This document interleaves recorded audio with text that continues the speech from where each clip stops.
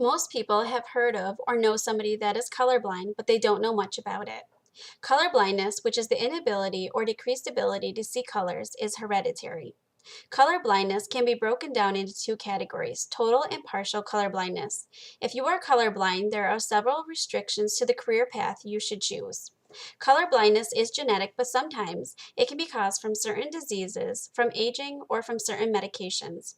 According to Thomas Steeman, color blindness occurs in 8% of males and 1% of females.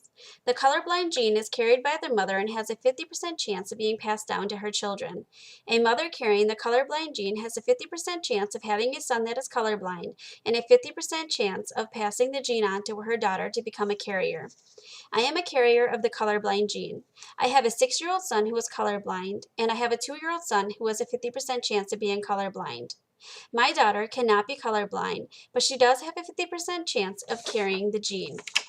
If a father is colorblind, his son will not be colorblind because he can only receive that gene from his mother. But his daughter will be a carrier and could pass it on to her future children. The only way a daughter can be colorblind is if her father is colorblind himself and her mother, who has to be a carrier, passes the gene on to her. After a lot of questioning and research, I found that my grandmother is the colorblind gene carrier, which she passed on to my mother and my mother passed on to me. I have 4 uncles, 2 of them are colorblind. My grandmother has 16 grandchildren, none of them are colorblind. My grandmother has 16 great-grandchildren, and so far, only my son has acquired the colorblind gene. Colorblindness can be broken down into two categories, total colorblindness, which means you can only see in black and white, and partial colorblindness.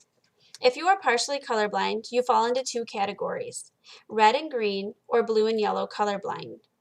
This means that you have a hard time seeing red and green, or you have a hard time seeing blue and yellow.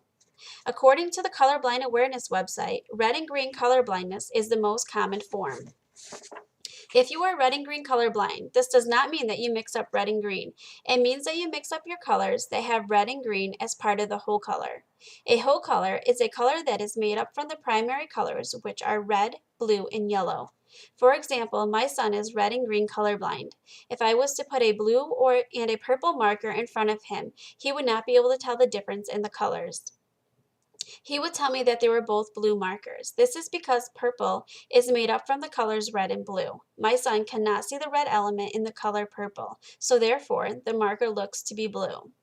According to the website Colbinder, there are several professions that require good to perfect color vision.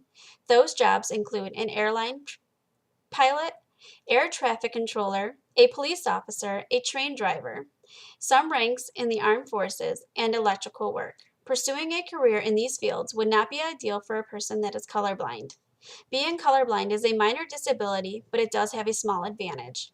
Colorblind people are able to distinguish colors that normal color vision people are not able to, according to Wikipedia. Although there are a few job restrictions for colorblind people, there are still plenty of other career paths you could pursue.